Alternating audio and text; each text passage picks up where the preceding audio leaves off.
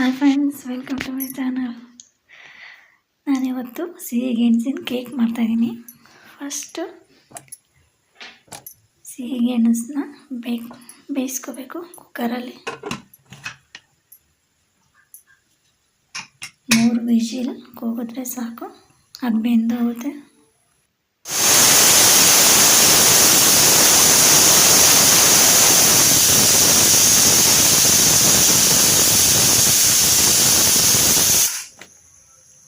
ಹೆಂಗಿದು sweet ಗೆಣಸ್ ಕಾಲ ಅಲ್ವಾ, ಇದರಲ್ಲಿ ಎಲ್ಲ ಥರದ ಐಟಮ್ಸ್ ಮಾಡ್ಬೋದು. ಕೇಕು, ಚಿಪ್ಸು, ಇನ್ನೊಂದೆರಡು ಐಟಮ್ ಮಾಡಿದ್ದೀನಿ.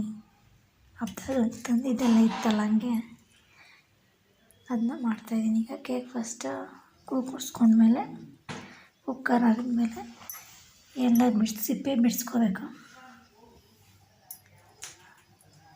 ಸಿಪ್ಪೆ ಬಿಡಿಸ್ಕೊಂಡು ನೀಟಾಗಿ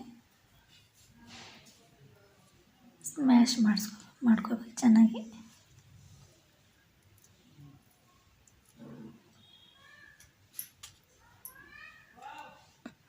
ಏನು ಜಾಸ್ತಿ ಐಟಮ್ಸ್ ಏನಿರಲ್ಲ, 3 ಥರ 4 ಥರ ಐಟಮ್ಸ್ ಇದೆ ಅಷ್ಟೇ. ಇದರಲ್ಲಿ ಗೆಣಸು ಮತ್ತು ಬೇಕಿಂಗ್ ಪೌಡ್ರ್ ಹಾಕಿದ್ದೀನಿ 1 ಸ್ಪೂನು, ಮತ್ತು ಸಕ್ಕರೆ, ಗೋಧಿ ಹಿಟ್ಟು ಹಾಕ್ಕೊಂಡಿದ್ದೀನಿ 1-2 ಸ್ಪೂನ್ ಗೋಧಿ ಹಿಟ್ಟು.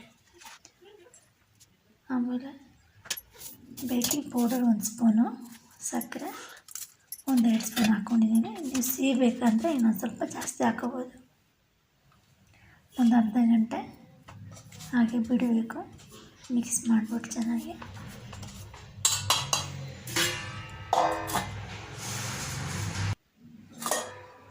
ಇದಾಗಿದೆ, ಚೆನ್ನಾಗಿ ಸ್ಮೂತಾಗಿದೆ. ಇದೇನು ಜಾಸ್ತಿ ಟೈಮ್ ಹಿಡಿಯಲ್ಲ, ಗೆಣಸು ಆಲ್ರೆಡಿ ಬೆಂದಿರುತ್ತಲ್ವ.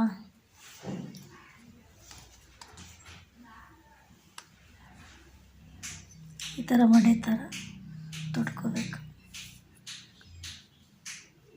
ಒಂಥರ ಸ್ಪಾಂಜ್ ಥರ ಇರುತ್ತೆ. ಅದು ಬೇಕಿಂಗ್ ಪೌಡ್ರ್ ಹಾಕಿದ್ದೀವಲ್ಲ, ಒಂಥರ ಊದ್ಕೊಳೋ ಥರ ಇರುತ್ತೆ, ಸ್ಪಾಂಜ್ ಥರ ಇರುತ್ತೆ.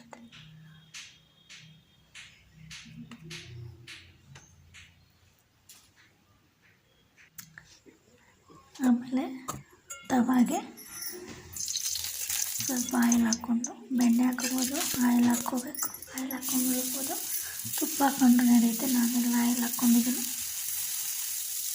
ಸುಮ್ಮನೆ ತವಾಗೆ 1 ಸ್ಪೂನ್ ಸವರ್ಬೇಕಷ್ಟೆ, ಜಾಸ್ತಿ ಏನು ಆಯಿಲ್ ಹಾಕೋಂಗಿಲ್ಲ. 2 ಬದಿ 2 ನಿಮಿಷ ಬೇಯಿಸಿದ್ರೆ ಸಾಕು, ಬೇಯಿಸೋಗುತ್ತೆ